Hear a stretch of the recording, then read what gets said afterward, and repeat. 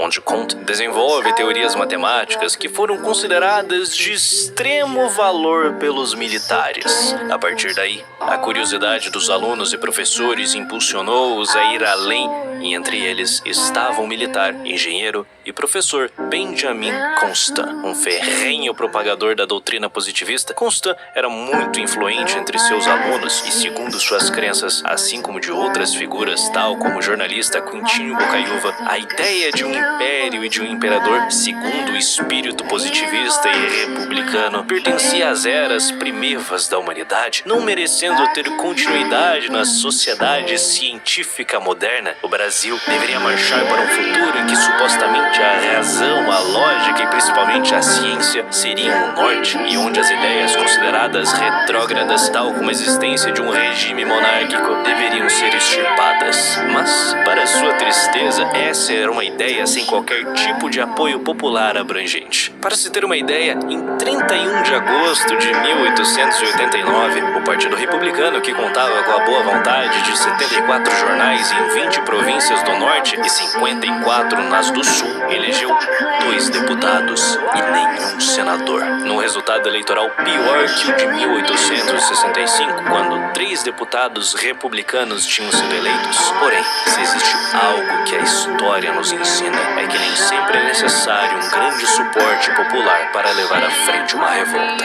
Desse modo, apesar das visíveis impossibilidades de sucesso, um pequeno grupo de conspiradores se uniu e se fortaleceu.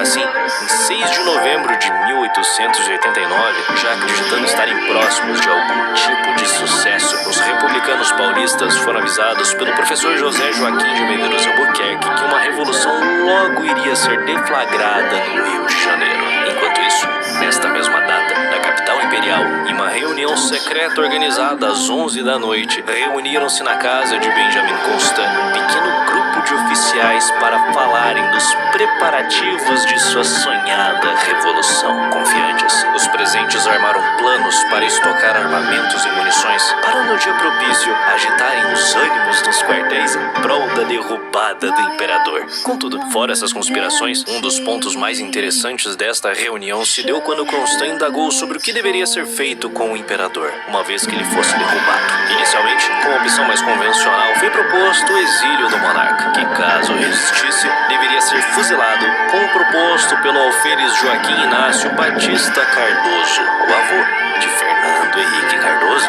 Porém, apesar de todos os seus planos, conspirações e perfídias, tanto os conspiradores militares quanto os civis, como o gaúcho Júlio Prates, que incitava abertamente os militares contra o Império no jornal A Federação, pois naquele tempo havia liberdade de imprensa, sabia que um bando de militares de baixa patente, uma corja de intelectuais desconhecidos pelo povo, não teria condição sequer de tomar um quartel, quanto mais derrubar o Império. O golpe necessitava de uma figura popular que tivesse autoridade o suficiente para movimentar tropas, mais precisamente um oficial general de renome. Porém, praticamente nenhum general com um pingo de dignidade estaria disposto a se lançar nessa aventura golpista, mas para a sorte dos conspiradores, eles encontraram um traidor disposto a escutá-los, o Marechal Deodoro da Fonseca. Deodoro, um veterano da Guerra do Paraguai, foi um guerreiro valoroso ao longo de sua carreira, mas agora, em novembro de 1889, na presidência do recém-fundado Clube Militar, já um antro de conspirações, era a sombra pútrida do que tinha sido no passado. Adoentado, fraco e consumido por arteriosclerose, o velho homem não tinha condições de sequer se vestir sozinho. Então, quando os conspiradores foram até a sua casa no 11 de novembro, seu sentimento de confiança em derrubar o Império sumiu completamente. Ali, Benjamin Constant, Quintinho Bocaiúva, Rui Barbosa e o almirante Eduardo Vandenkock, bem como outras figuras menos proeminentes, viram Deodoro jogado em um sofá coberto por um roupão quase sem condições para respirar. Mesmo diante disso, Constant insistiu em conseguir o apoio do decreto marechal, argumentando que estava provado que a monarquia era incompatível com o regime de liberdade política, apesar da liberdade política ser garantida pela coroa, e que o exército deveria agir para destruí-la, para assim proclamar uma república República, mais uma republiqueta latino-americana. Com o fim do pedante discurso de Constant, que até mesmo disse que após o golpe os militares iriam se recolher em seus quartéis para entregar o poder para as lideranças civis, seguiu-se um desconfortável e longo momento de silêncio. Então, Deodoro falou: Benjamin, o velho não regula, porque se regulasse, não haveria essa perseguição contra o exército. Portanto, não há outro remédio. Leve a breca monarquia. Benjamin e eu cuidaremos da ação militar. O Sr. Quintinho e seus amigos organizem o resto.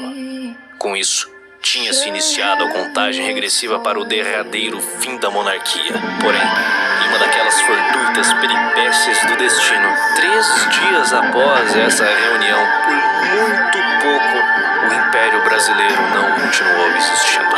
Na tarde do dia 14 de novembro, Benjamin Constant, que estava retornando da casa de Deodoro, disse desolado para outros 2 conspiradores, Francisco Glicério e Aristides Lobo, que Deodoro não sobreviveria até o dia seguinte, o que de fato iria pôr a pique os planos do golpe. Mas como Schopenhauer disse cinicamente uma vez, o destino são as asneiras que cometemos, e lamentavelmente, o destino se mostrou misericordioso com os conspiradores. Ao longo daquela histórica tarde do dia 14, o Major Frederico Solon, diretamente da Rua do Ouvidor, plantou rumores tendenciosos, onde dava a entender que o governo imperial mandaria prender Deodoro e que Afonso Celso de Assis Figueiredo, o Visconde de Ouro Preto, um estadista de alta competência, que provavelmente por conta disso era odiado pelo exército, planejava dissolver o mesmo, para imediatamente o substituir pela Guarda Nacional, o que era uma conspiração absolutamente descabida, inventada por Rui Barbosa em seu artigo O Plano contra a Pátria, publicado ainda no dia 9 de novembro no jornal O País. Ao mesmo tempo, outro inimigo da pátria, o Marechal Floriano Peixoto, que tinha se encontrado naquele dia com Deodoro, enviou uma mensagem para o ministro da Guerra, Visconde de Maracaju, onde afirmava que o ministro poderia ficar tranquilo quanto aos supostos rumores de golpe e que o mesmo deveria confiar nos chefes do exército. Sabendo dessa mensagem, o Visconde de Ouro Preto tomou providências, ordenando que José Miranda Osório, o chefe da polícia, descobrisse o que se escondia nas palavras acalentadoras de Floriano.